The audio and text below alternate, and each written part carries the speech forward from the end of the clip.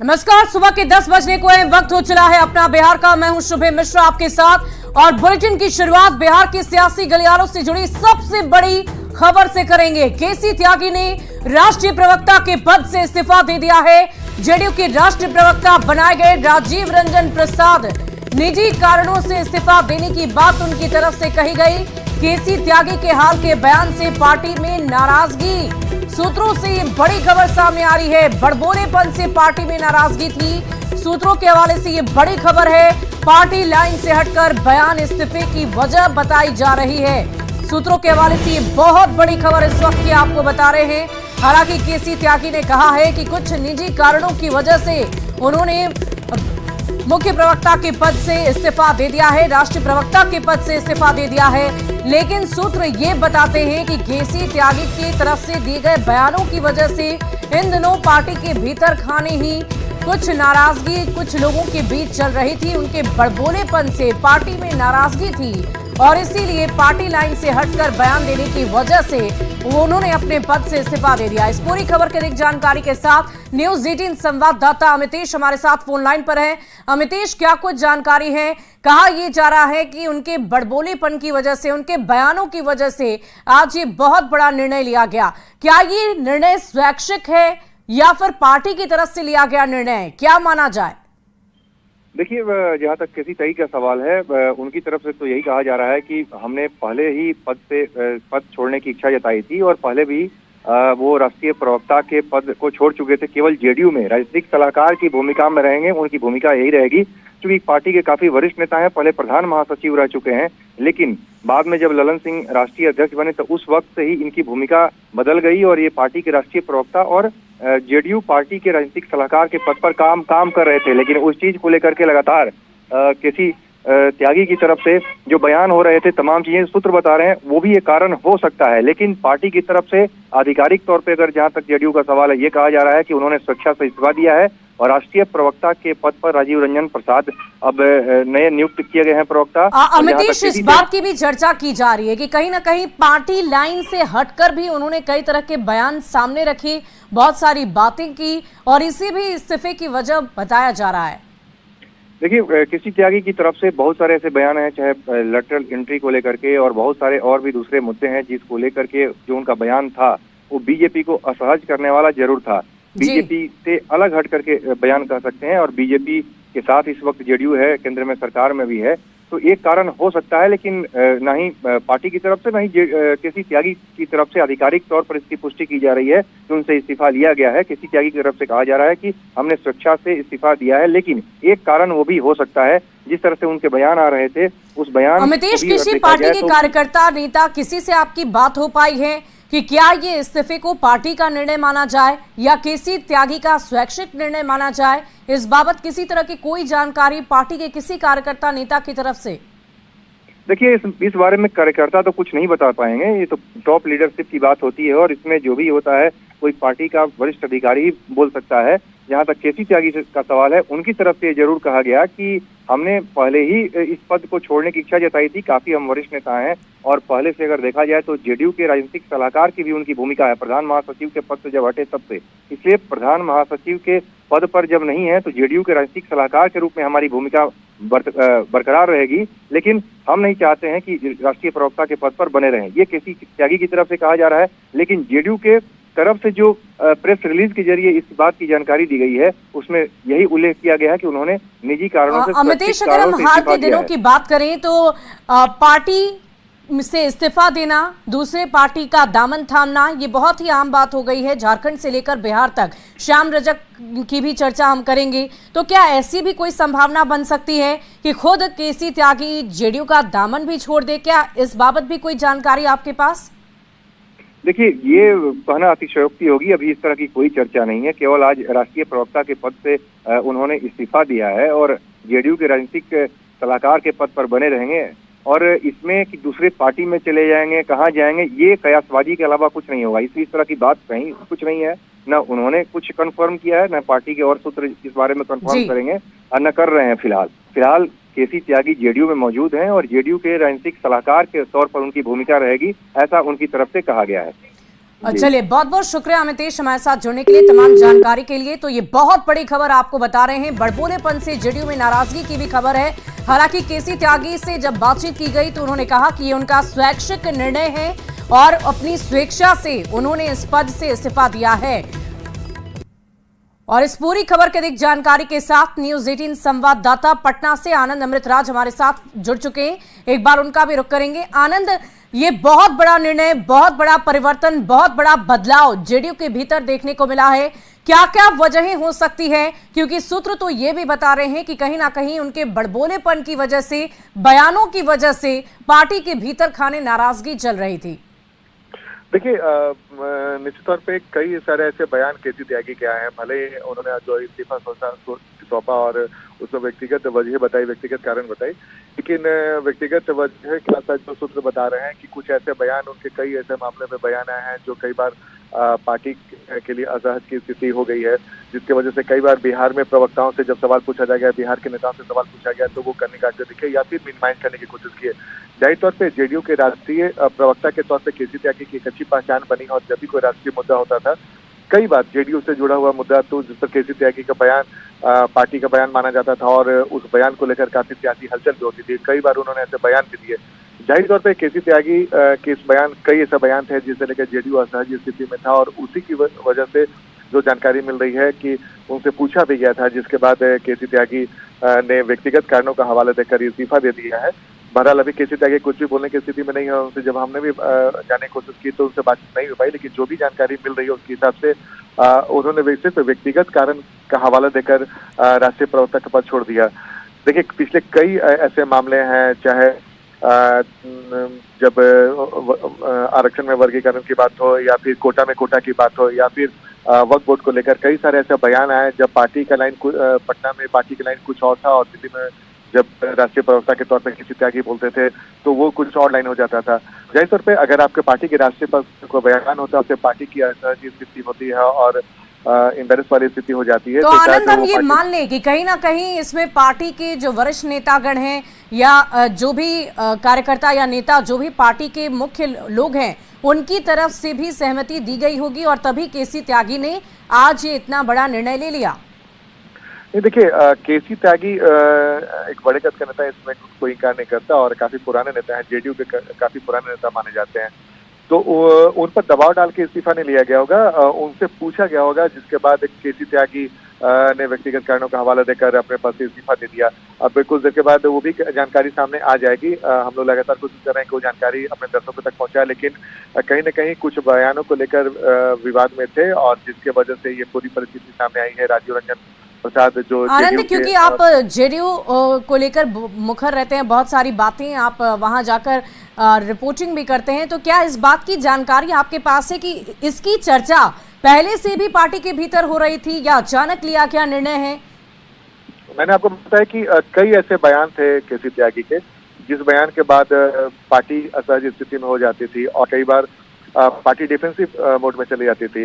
तो जाहिर सी बात है, अब आने वाले साल में विधानसभा चुनाव है, अभी एनडीए के साथ जेडीयू सरकार में, केंद्र सरकार में भी शामिल हुई है, तो उनको भी पता है कि एक भी ऐसा बयान दोनों गठबंधन पर भी कई बार सवाल खड़े करता है। कई बार उनके बयान की वजह से पार्टी में असहज की स्थिति हो सकती है, क्योंकि राष्ट्रीय प्रवक्ता के एक बयान पूरे पार्टी का बयान माना जाता है और राष्ट्रीय स्तर पर उस बयान का महत्व होता है। तो ये तमाम परिस्थितियों के बीच में केसी त्यागी ने व्यक्तिगत कारणों का हवाला देकर अपने पद से इस्तीफा दे दिया और उनके जगह राजीव रंजन प्रसाद, वो भी काफी वाकई आनंद, ये बहुत बड़ा निर्णय है पार्टी की तरफ से भी, केसी त्यागी की तरफ से भी। बहुत बहुत शुक्रिया आपका हमारे साथ जुड़ने के लिए, तमाम जानकारी के लिए।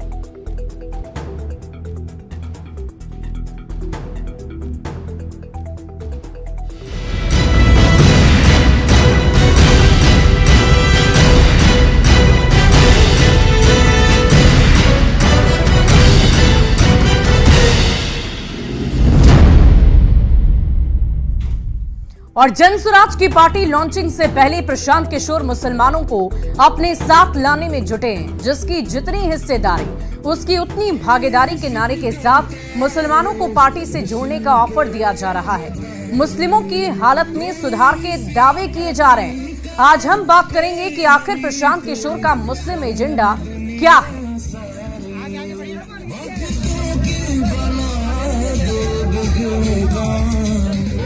देखिए, मुसलमानों को अपने साथ लेने की कोशिश कर रहे हैं जन स्वराज के मुख्य संस्थापक प्रशांत किशोर। उनकी तरफ से बार बार ये कहा जा रहा है कि जिसकी जितनी जिम्मेदारी उसकी उतनी ही हिस्सेदारी होगी, और इसी के तहत मुसलमानों को पार्टी से जोड़ने की कोशिश उनकी तरफ से की जा रही है। पूरे बिहार में उन्होंने लगातार पदयात्राएं की हैं, लोगों को अपनी बातों से अवगत कराया है, उन्हें शिक्षित होने के लिए, उन्हें बेहतर विकास के पथ पर अग्रसर करने के लिए उन्होंने अपनी बातों को बार बार जनता के बीच जाकर रखा है। तो 2 अक्टूबर को प्रशांत किशोर पार्टी लॉन्च करने जा रहे हैं, और इससे पहले जन स्वराज की ओर से हर वो कोशिश जारी है जिसके जरिए पार्टी बिहार की राजनीति में बहुत बड़ा फैक्टर बन सके। बिहार में मुसलमानों की आबादी करीब 18% है। माना जाता है कि मुसलमान बिहार की राजनीति में लालू प्रसाद और नीतीश कुमार के समर्थक हैं और उन्हीं के नाम पर वोट भी करते हैं। पार्टी की लॉन्चिंग से पहले प्रशांत किशोर मुसलमानों को अपने पाले में लाने की पूरी कोशिश में जुटे हैं। आज जन स्वराज की ओर से पटना के बापू सभागार में सम्मेलन का आयोजन किया गया है। बिहार की राजनीति में मुसलमानों की भागीदारी विषय पर आयोजित सम्मेलन में मुस्लिम समाज के लोगों को आमंत्रित भी किया गया है। कोशिश यही रहेगी कि 2025 में होने वाले विधानसभा चुनाव से पहले मुसलमानों को अपने पाले में लाकर अधिक सीट पर दावेदारी जताई जा सके। और आइए अब आपको बताते हैं कि आखिर मुसलमानों को लेकर प्रशांत किशोर का एजेंडा क्या कुछ है। 2 अक्टूबर को पार्टी लॉन्च करेंगे प्रशांत किशोर। पहली चर्चा ये की जा रही है, मुस्लिमों से प्रशांत किशोर की अपील है जनस्वराज के निर्माण में वो भी भागीदार बने, राज्य के विकास में अहम भूमिका निभाएं। जनस्वराज मुस्लिमों को प्रशिक्षित करेगा, नेतृत्व क्षमता का विकास करेगा जनस्वराज। इसके अलावा राज्य के विकास में उनकी अहम भूमिका हो, इसकी भी चर्चा उनकी तरफ से की गई। मुस्लिमों को प्रशिक्षित करने की बात भी कही गई। नेतृत्व क्षमता का विकास करेगा जनस्वराज, इसकी भी चर्चा हुई है। साथ ही साथ बेरोजगारी, पलायन, रोजगार पर जोर देने की बात भी कही गई है। और मुसलमानों को अपने साथ लाने में जुटे प्रशांत किशोर की ओर से मुस्लिम समाज से क्या दावे किए जा रहे हैं, अब आपको वो भी बताते हैं। राजनीति में मुस्लिम समाज की भागीदारी को बढ़ाना भी उनकी तरफ से एक दावा है। राजनीति में बंधुआ मजदूर की तरह मुस्लिम बने हुए हैं। जन स्वराज से जुड़ने का उन्हें विकल्प दिया जा रहा है, और अभी जुड़ने पर संस्थापक सदस्य में वो गिने भी जाएंगे, इसका भी ऑफर है। पार्टी में 18% के हिसाब से मुसलमान होंगे और जनसंख्या के आधार पर अहम भागीदारी मिलेगी उन्हें भी, मुस्लिम समाज के लोगों को भी।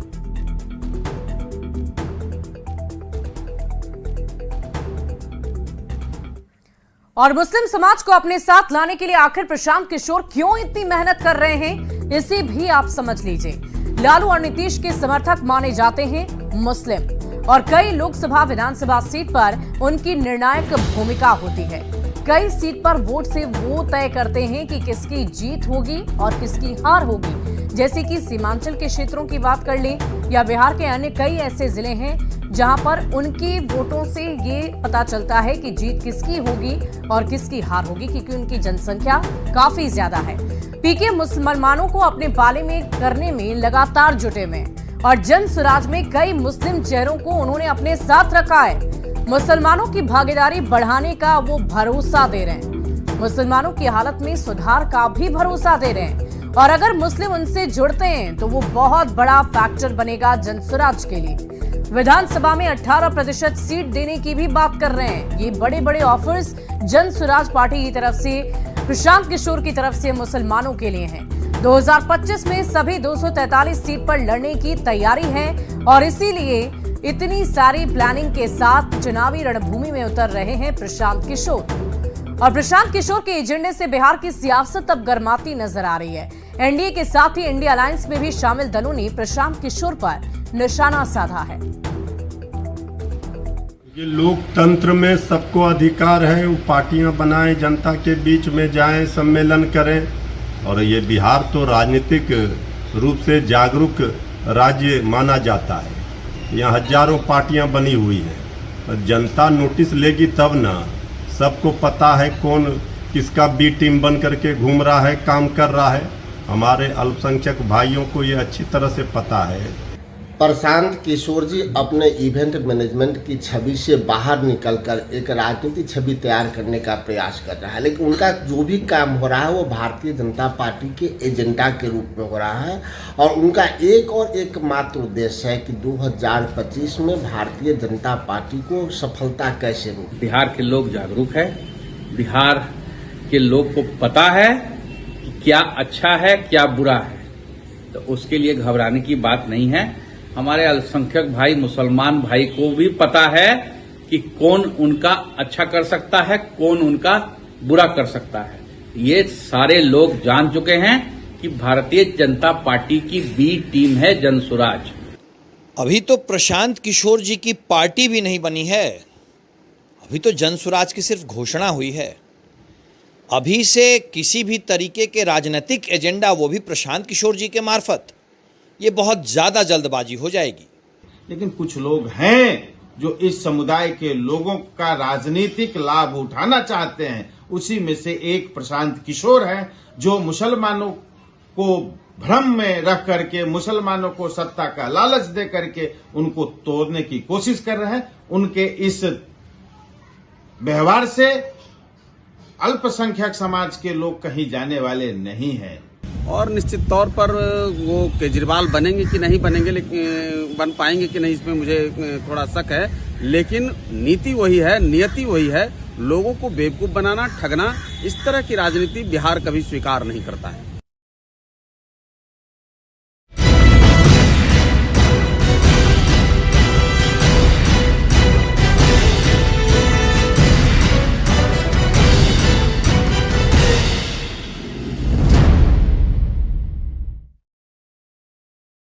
बड़ी खबर आपको बताएं, बिहार में दलित सीएम की मांग की गई है। पूर्व केंद्रीय मंत्री और बीजेपी के वरिष्ठ नेता संजय पासवान की मांग, दलित सीएम के लिए कैंपेन चलाएंगे। संजय पासवान की तरफ से ये बहुत बड़ा बयान आया है। ओबीसी मुख्यमंत्री का टर्म पूरा, संजय पासवान ने ये कह दिया है और बिहार में अब दलित सीएम की बारी है। अब अति पिछड़ा या दलित सीएम होना चाहिए, संजय पासवान की तरफ से ये बड़ा बयान दिया गया है। एनडीए के सहयोग से दलित सीएम बने। न्यूज 18 से खास बातचीत में पूर्व केंद्रीय मंत्री और बीजेपी के वरिष्ठ नेता संजय पासवान की मांग ने कहा है कि 90 के दशक के बाद बिहार में यादव समाज से या कुर्मी समाज से मुख्यमंत्री रहे, कुछ ही दिन के लिए मांझी सीएम बने थे। ओबीसी समाज से आने वाले सीएम ही टर्म पूरा कर पाए, इसीलिए बिहार में दलित समुदाय से मुख्यमंत्री बनना चाहिए। मैं लोगों से अलग अलग प्लेटफॉर्म पर बात कर रहा हूं। 90 के बाद से मैं मानता हूं कि 2.25 सीएम हुए हैं। दो मतलब कि या तो यादव समाज से रहे या फिर नहीं तो कुर्मी समाज से रहे, और 2.25 महीना 1.5 महीना के लिए वो हमारे मांझी जी हुए थे। इसलिए हम ये मानते हैं कि ये तो ऑलरेडी जो ओबीसी के जो लोग हैं तो उनका कोटा इन सब ने पूरा किया है। अब सही मायने में टर्न तो अब बनता है, मामला अति पिछड़े का, दलित का, महादलित का बनता है। लेकिन जो एनडीए नेतृत्व करेगा वह अच्छा होगा और मुझे लगता है कि वह एक वैकेंसी है उस कैटेगरी में या उस क्लास में। कहते हैं कि दुनिया में चल रहा है कि आजकल एस्पायरेशन मूवमेंट चल रहा है, आकांक्षा भरी आंदोलन। तो आकांक्षा है, दलित समाज को आकांक्षा है, महादलित को आकांक्षा है और अति पिछड़ा को आकांक्षा है। और सीएम नीतीश कुमार के भोजपुर आगमन को लेकर जिला प्रशासन ने तैयारियां शुरू कर दी है। सीएम आगामी 5 सितंबर को भोजपुर के 3 स्थान पर जाएंगे। सीएम करोड़ों रुपए के विकास योजनाओं का उद्घाटन और शिलान्यास करेंगे, जिसकी तैयारियों को लेकर डीएम एसपी ने अधिकारियों के साथ बड़हरा प्रखंड पहुंचकर तैयारियों का जायजा लिया। संबंधित पदाधिकारी को सुरक्षा व्यवस्था कड़ी रखने के आवश्यक दिशा निर्देश भी दिए।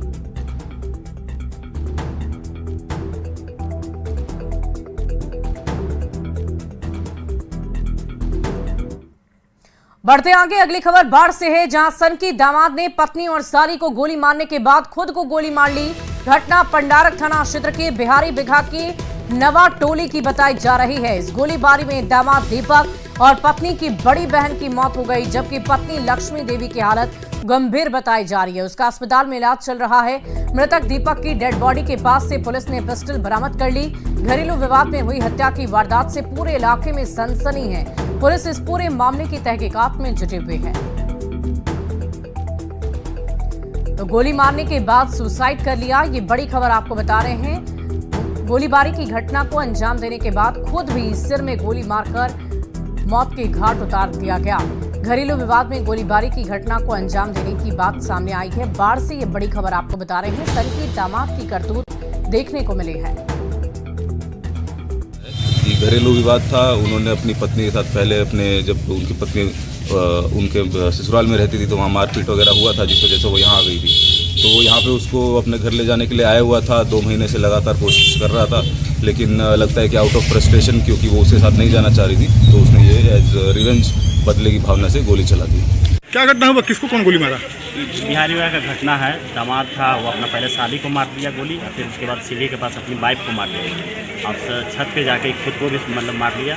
और इसका भी देहांत हो गया, साली का देहांत हो गया, और इसकी वाइफ अभी मतलब जिंदगी मौत से लड़ रही है। दोनों महिला गर्भवती थी, और समझिए कि 3 नहीं बल्कि 5 क्या हो गया।